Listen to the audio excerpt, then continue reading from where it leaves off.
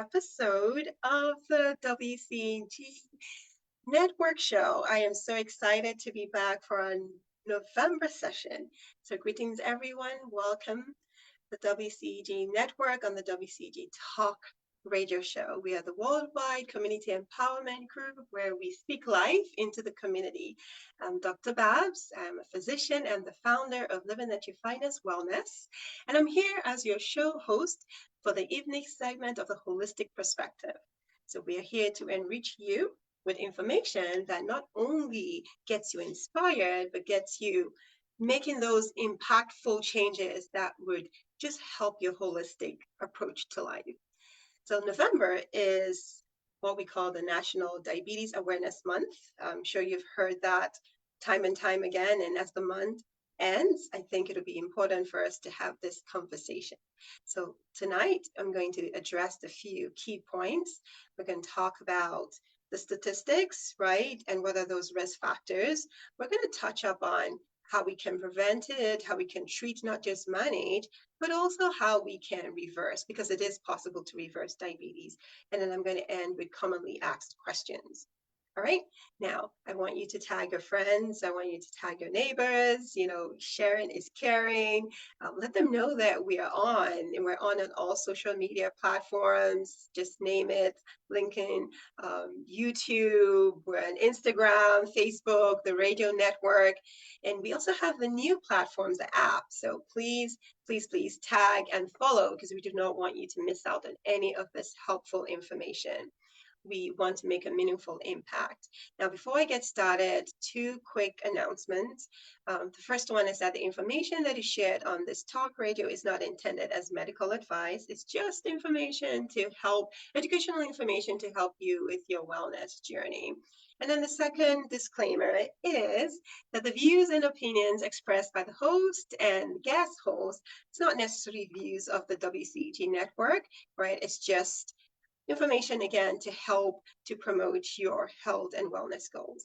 So let's get started. Let's talk about diabetes. I always love to start with just an inspirational quote. And the one that I read, it's an anonymous writer. I don't know who wrote it, but this is exactly what it says. It says that living with diabetes is not a death sentence.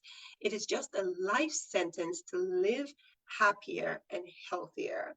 So maybe you have had a diagnosis or you know somebody with a diagnosis. I want you to share this episode with them, because it is not a death sentence. It's just an opportunity. They say when we know better, we do better. So why is it important? Let's get started with the stats, right? I always like to talk about the background. So I don't know if you are aware that 37 million US adults have diabetes, and one in five of them don't even know. That's just how rampant it is. And another category of people, that's 8.5 billion people, as much as they don't know, you have 96 million that have prediabetes. And I'm going to share what those numbers look like, because I'm showing numbers here. You need to know what will qualify for prediabetes and what qualifies for diabetes. Another thing to know in terms of stats is that diabetes is the 8th leading cause of death in the United States, and it's the number one cause of kidney failure. So that's why, unfortunately, there's so many dialysis centers all over the place. Everywhere there's a dialysis center, and that's because of just how rampant diabetes is, and it's the number one cause of kidney failure. And as much as I've said, it's the 8th leading cause of death, it's the 7th leading cause that is unreported. So it's really rampant. And when we talk about diabetes, there are different types of diabetes. You've probably heard of type 1. Type 1 is one that tends to occur in younger children, younger age group. That's just what's going on with the pancreas. Just don't have enough insulin. So the pancreas is an organ that houses insulin, and insulin is a hormone. So whenever we eat, the insulin is supposed to awake and come alive to get rid of the sugar, right? To transport the sugar, a better word to use, into the organs that needs it, into the cells. But when you don't have insulin, then you don't have the transportation mode. So that is type 1. No insulin, lots of sugar, and that tends to be diagnosed much earlier. Type 2, that is about 90 to 95% of the cases, is where you have that same insulin. It's just resistant. It's just not doing what it's supposed to do. It's because it's been overburdened. It's just tired. It's just tired of all the demands upon it. And yes, it has a genetic composition, but what I want to share today is that that is a small component of it. A lot of it has to do with lifestyle and environment. So type 1 is 5 to 10% of the population, while type 2, which is the insulin resistant, is 90 to 95%. And over the last 20 years, unfortunately, the number has kind of doubled in terms of the people that are diagnosed with diabetes or even prediabetes. And so, what are those risk factors? I can assure you that the number one culprit for diabetes is the standard American diet, which we call the SAD diet. And the second common reason is sedentary lifestyle. A lot of us sit down for hours and we don't get up, and the muscle itself is a metabolic organ. And so when we sit for so long and we don't get up, then everything is stagnant. It doesn't require glucose. It doesn't require energy. So you have all that sugar playing around in the bloodstream, and there's no use of it, and it stores as fat. So imagine if we stand up and we move around, then the muscle, because it's a metabolic organ, it's needing energy to move. So it's using that glucose. So the two main things is definitely what we put in our mouths, the standard American diet, and the sedentary lifestyle where we're just sitting and sitting. So having said that, those are risk factors. Of course, genetics also is a risk factor. The reason why I'm bringing this conversation alive, and the American Diabetes Association is bringing this conversation alive in this month, when we should continue it even after November, is because diabetes is devastating. It has a lot of complications with all the sugar that walks around in the the bloodstream. It can cause damage to the eyes. Anywhere there's blood vessels, anywhere there's blood flowing, which is pretty much everywhere in the body, it can cause damage if it's not under control. So just imagine the eyes from the head to the toe, right? The eyes, the nerves, the kidney, the brain. And the important thing is that it's really very simple to reverse. So I say simple, I don't say it's easy, but it's simple, right? But we can reverse it. And how do I know we can reverse it? There are tons of research that has just proven that it's reversible. And I want to speak about a particular study called the Diabetes Prevention Program, where they did patients that had prediabetes. And let me share what prediabetes numbers look like so you kind of get a sense. Let me just share a quick slide here. Okay, so I hope you can see this. Let me make it a little smaller. So what happened in this research? So they took a number of people that had pre-diabetes. So this is pre-diabetes. Pre-diabetes is a precursor to diabetes, right? Diabetes is when you have an A1C. And the question today is, what is your A1C? When was the last time you did your A1C? As the year is coming to an end, if you have not had an A1C today and you're hearing my voice, please get one. Just check. Do not guess, test. All right? Don't guess, test. And don't say, yes, I feel good. I don't have any problems. I don't have all the signs and symptoms of diabetes. I'm just going to keep living my life. That's okay, all well and good, but we all need to have at least a physical once a year. And when you do that as an adult, you need to have your sugar checked. So A1C 6.5 is considered diabetes with a fasting blood glucose greater than 126. Pre-diabetes, as you see in the yellow line, is just a precursor. So it's anywhere between 5.7 and 6.4. And the fasting glucose would be between 100 and 125. And normal, your fasting blood glucose should be less than 100. So that means your A1C is less than 5.7. So back to the study that I was sharing. So the study, what happened was that patients were broken into three categories, right? There was one group where they did lifestyle, just solely lifestyle. And what do I mean by lifestyle? They focused on the nutrition, nourishing foods, predominantly plant-based, not necessarily that they were vegans where they didn't eat any animal product, but they just introduced more veggies into their diets, right? So that was that group. So patients that had pre-diabetes, where there was a group where they just did lifestyle, no medication, just lifestyle. And there was another group that took metformin, right? So they did metformin, and that's one of the number one medications that we use to you know manage diabetes, let's put it that way, because it really helps the insulin resistance. It makes it sensitive, so it's responding to the assignment that is on hand, right? And what they found out as is that the group that even were on metformin didn't do as well as the group that was just on lifestyle or on no medications. So that's just to show you that lifestyle, when we focus on nutrition, physical activity, and we focus on sleep and stress management and other things like substance avoidance, all those things certainly play a big role. So 58% of them were able to reverse to normal.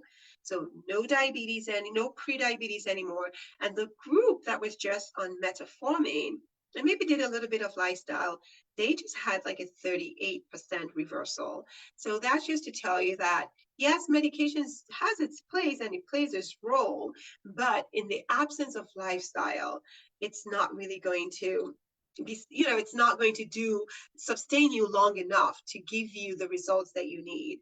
So it's important to know that they work together. You don't want to use just medication as a band-aid.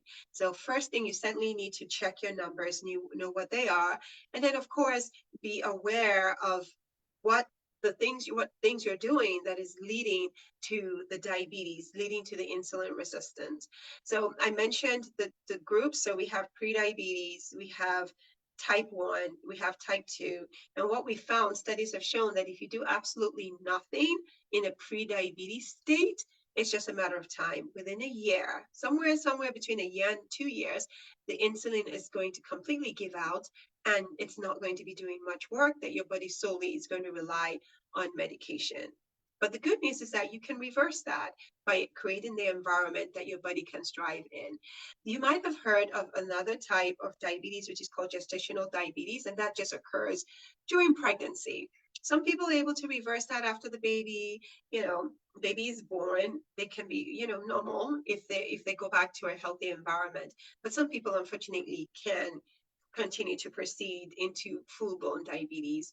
There are other smaller groups, but I'll save that more for a deeper class, a deeper session. And so you'll hear things like atypical diabetes, so not the usual diabetes changes that you see. And so what we find that the symptoms of diabetes, just in case you know of anyone, any family member, I think it'll be important for us to be aware of what those signs and symptoms are, because it starts all the way from the head, all the way to the toe. It affects pretty much every organ system. Eyes, it could be blurred vision, they could be, thirst, you're just thirsty, you're drinking a lot, peeing a lot, numbness and tingling of the hands. There's a lot of issues with kidneys. The kidney is definitely can progress from mild kidney issues to severe kidney issues where it's relying on dialysis. It can affect the heart. It can affect several aspects of the body. So certainly as the year is coming to an end, I really do want to encourage you to please check. If you already are diagnosed, the question is, how can you prevent it from getting worse where you're needing multiple medications? So speak with your physician, speak with your healthcare provider. What can you do? What else can I do to improve my insulin sensitivity, right? Because the more resistant your insulin is, the more headache it's going to be, and then you're going to need more and more medications. So those are the symptoms commonly seen, symptoms that occur in terms of the signs. You can have some people who have darkening of the skin, sometimes the neck, what you call acanthosis. It's just the neck is darkening. That just means insulin resistant. So there's several signs of symptoms. Some people might have like little plaques in their eyes, and that could be indicative of cholesterol issues. So there are 3 friends that I say you should not sit next to each other at the Thanksgiving dinner, and we've just finished Thanksgiving. It's high sugar, high cholesterol, and high blood pressure. Those three people, they can't sit down next to each other. So those three things, you definitely want to keep an eye on it. You want to put a pulse in it. You want to make sure it's within normal limits. So let's now move to the other segment of what I want to talk about today. We've talked about the statistics, right? We talked about how rampant it is. Some people don't even know that they have it. And I talked about the different types, right? And I've also shared some of the symptoms that can occur, what to look out for, and the kind of questions that you need to ask your doctor. Sometimes they will tell you they've done it, but you want to know what your numbers are.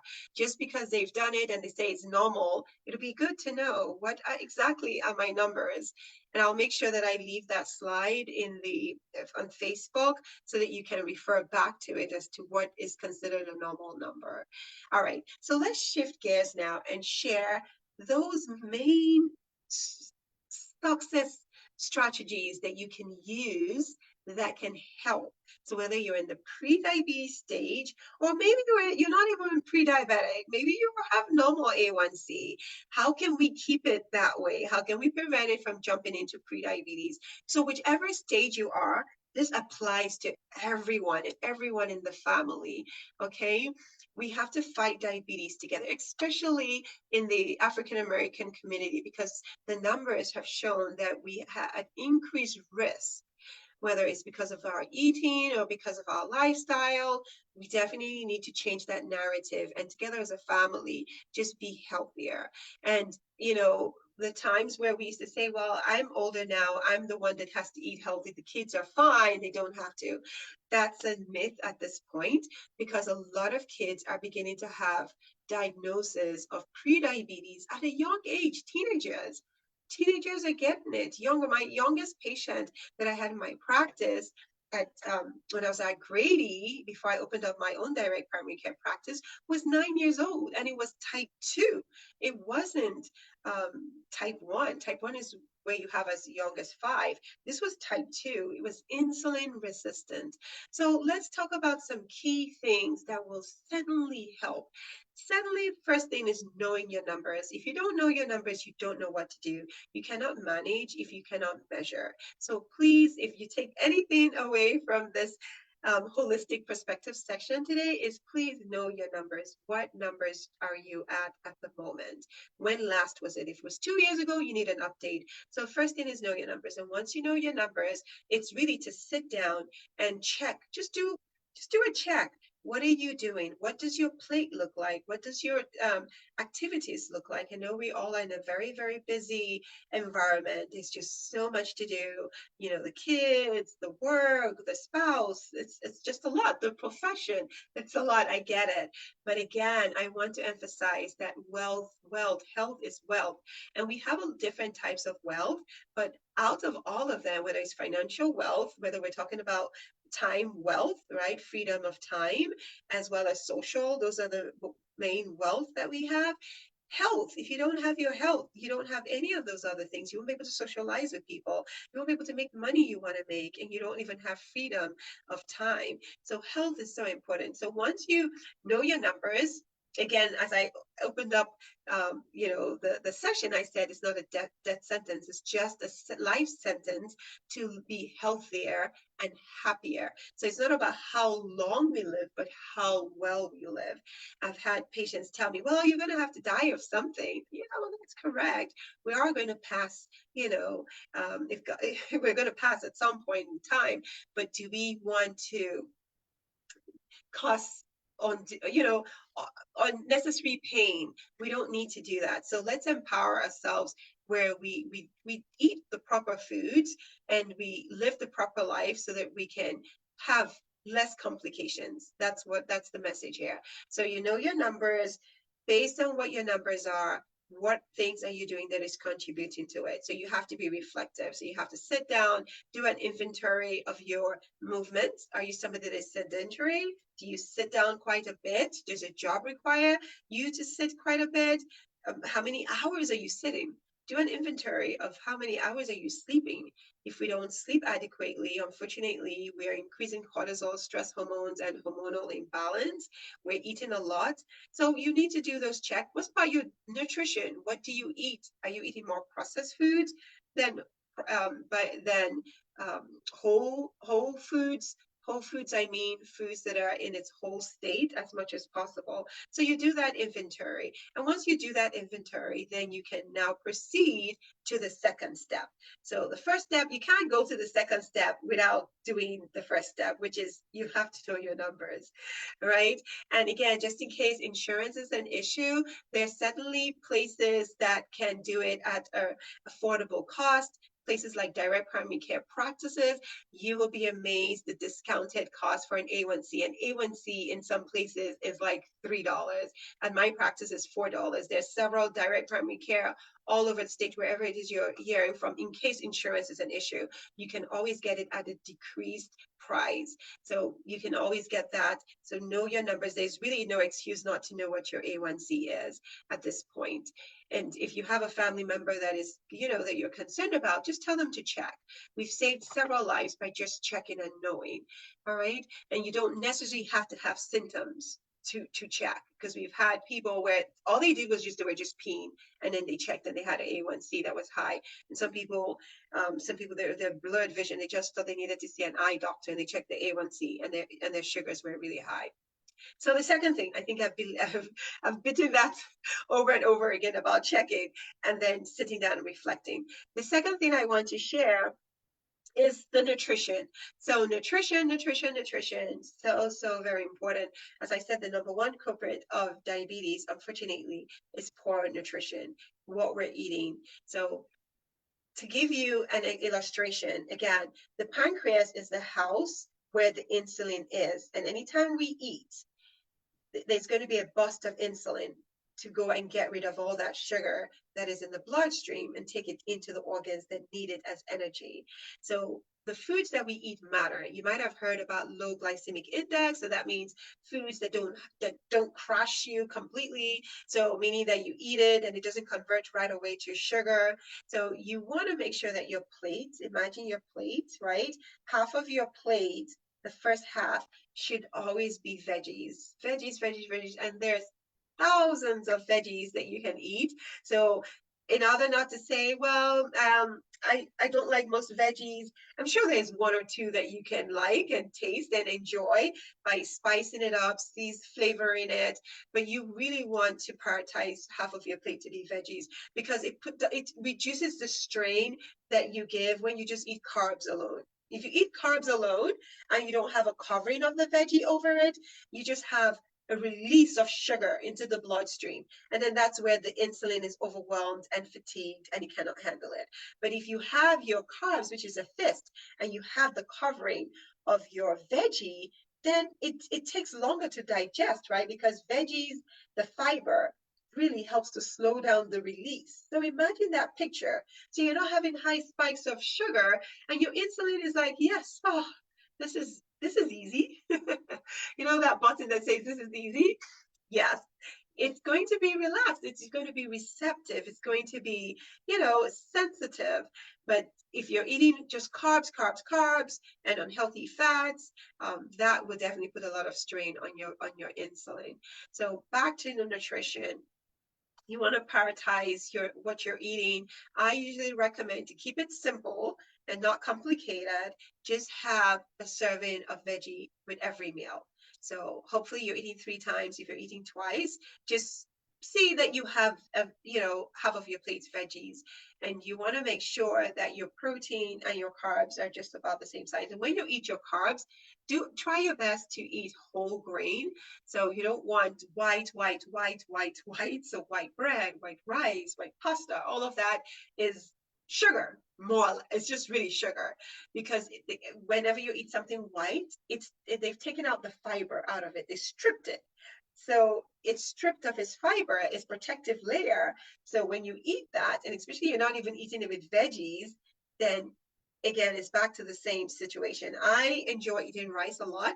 So what I do is I just have my one scoop and then I pour my veggies in it and I mix it and it seems like I'm eating a whole lot of rice. And this is again because I want to prevent it. I always try to advocate for prevention over prescription, right? So I try to advocate for pills over pills.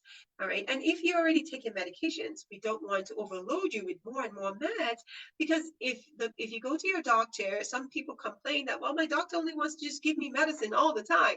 They just keep adding and adding and adding. Well, they don't want you to get to dialysis. They don't want you to die of a heart attack. So that's why they give you the medicine. But really, the root cause of the problem is what you're eating. So if we can fix that, then you won't need to be on multiple medications, right? So you have a part to play with how what medications you're getting, if it's managed, and if you suddenly need help, please ask for the help. And if your doctor, the moment that you're seeing, is not providing that additional information that is needed, then seek out one that would ensure that you have the knowledge and how to eat properly, when to eat, and the nourishing foods that would fill your body appropriately. So nutrition is so important. I cannot overemphasize that.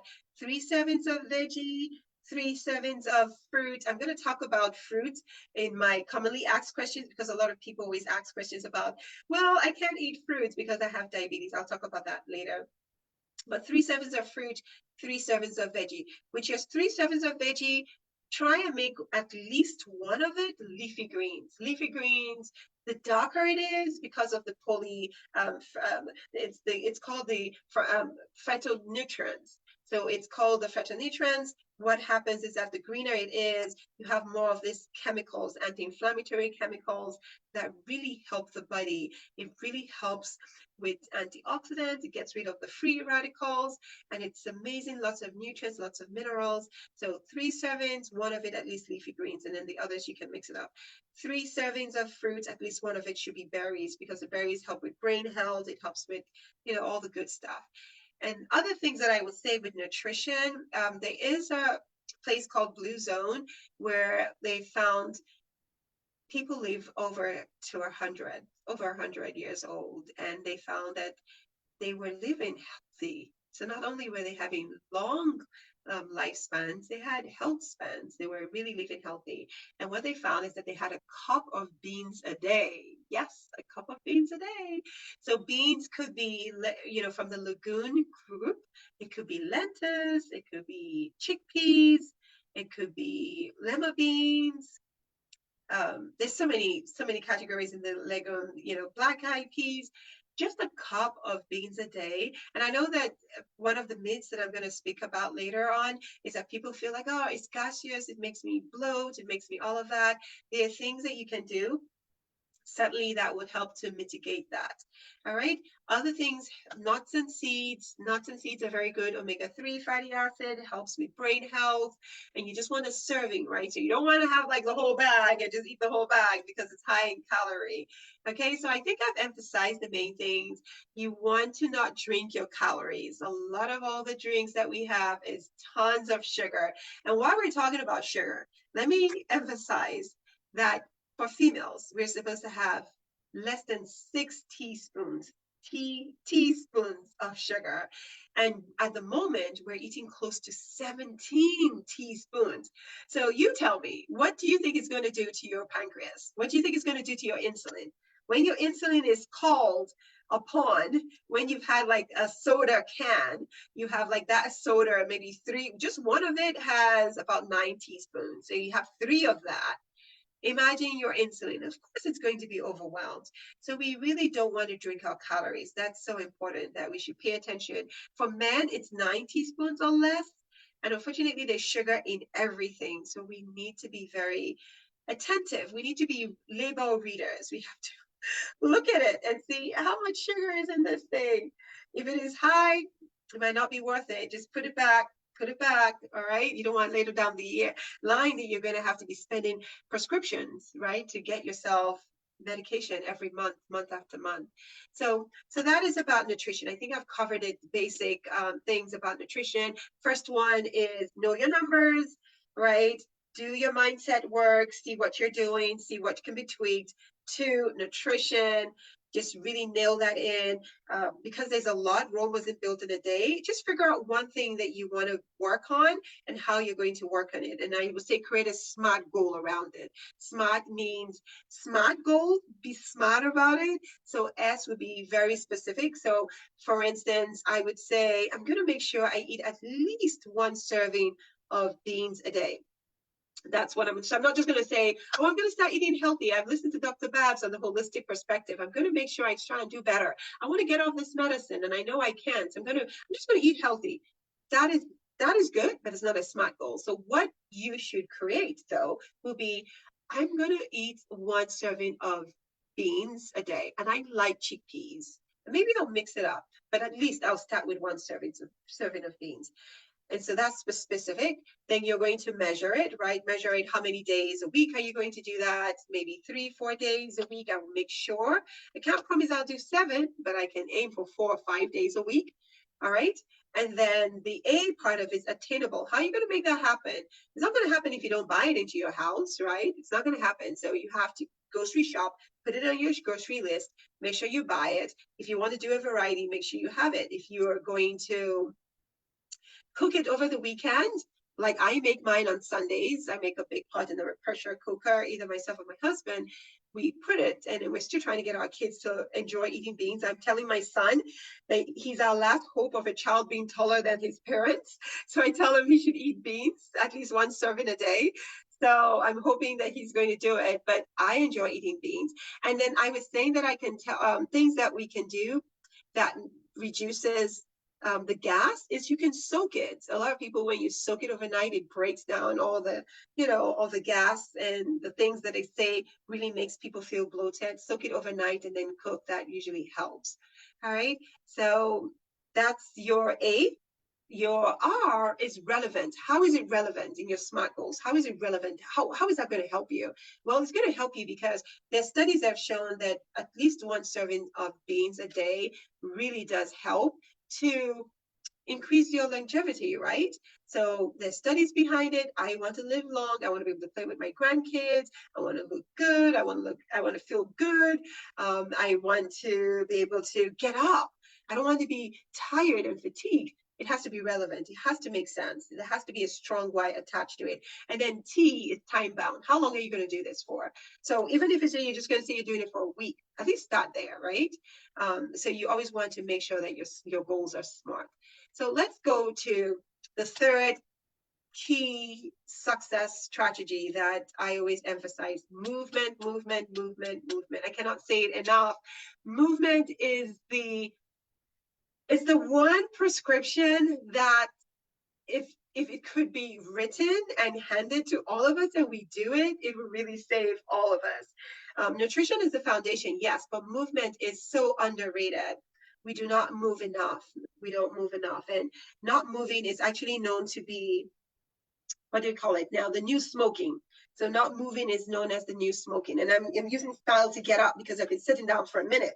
So just getting up alone, doing what I'm just doing right now, actually gets your muscle awake. It actually needs energy to move. So movement is so important.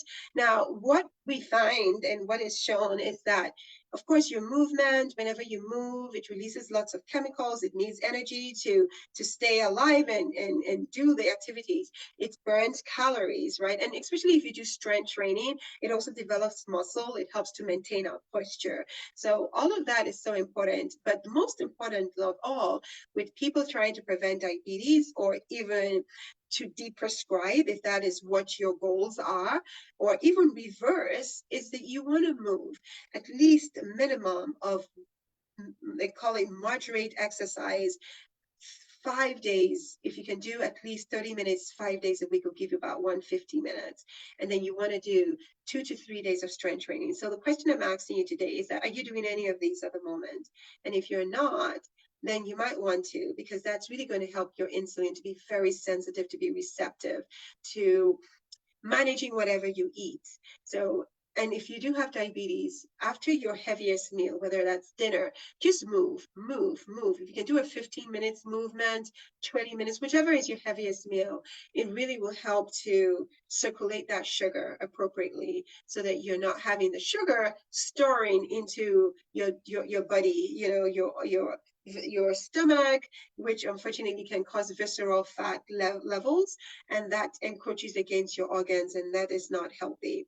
So I think I've pretty much covered the three things that I always emphasize, but there are other things. Other things would be definitely have your team. You are so this is you here, and then you have everybody around you. So it's a community, right? So don't fight it alone. Have your community with you.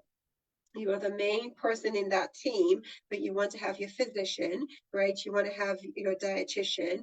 You want to have your exercise. If you need an exercise person, you could have a team. One person could be all these things, but you want to have a team effort. You definitely need your family, your friends, your coworkers, just anybody that will help support you on this journey, because no man is an island. So those are other accessory things to the care of diabetes. But I think it's so important that if you need additional information, please reach out. The American Diabetes Association, they have tons of resources, tons of recipes that you can adapt, tons of challenges. This month, you might not be aware, there's a 34-mile challenge, just encouraging people to get up and move.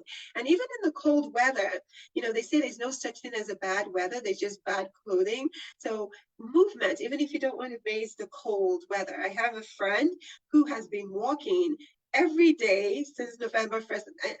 I admire her. I walked with her on Saturday. It was so cold.